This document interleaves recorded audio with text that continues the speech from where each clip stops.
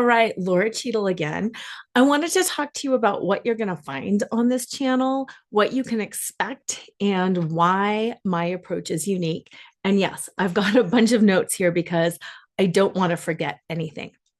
This channel is designed specifically to give you different levels of support, the different levels of support you need along the way. Because as you might know, when you find out initially, like in those first few days, you need different resources than you need 6 months into the process, which is also different than the resources and information you're going to need a year later.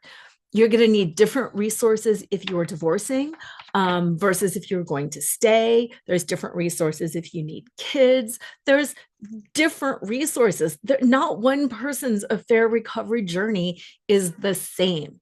So that's the first thing you're going to find is broken down resources based on who you are and what's going on in your life.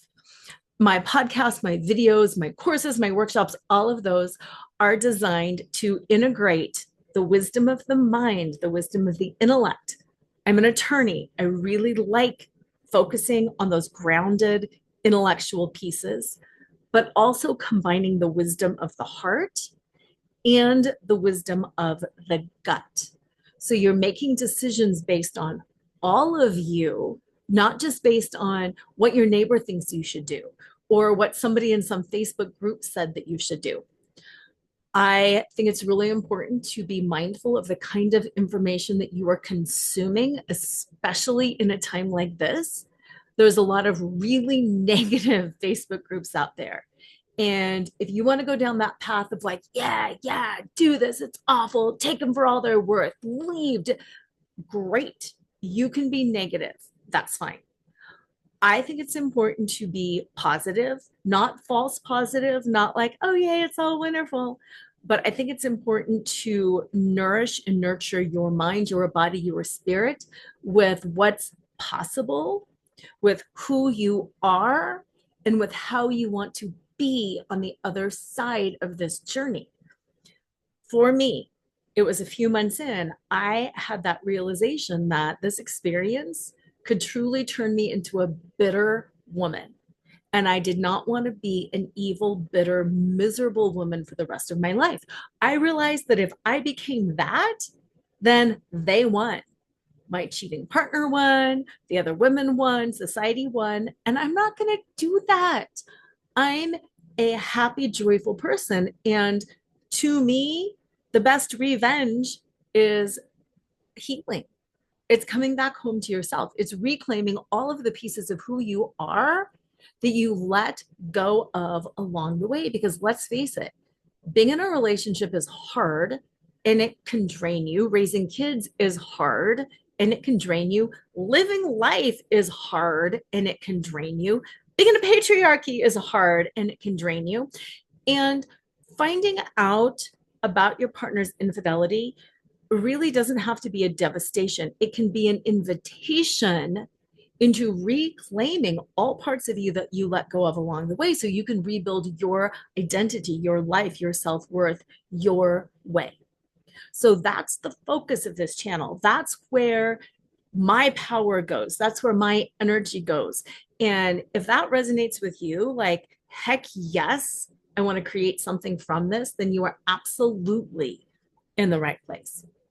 So, guidance on breaking free from the cycle of betrayal, guidance along the way on each individual phase, tips, techniques, tools, both practical, because I'm a lawyer, I'm going to give you some legal information, not advice. I'm not representing you. I don't know your specific situation, but legal information.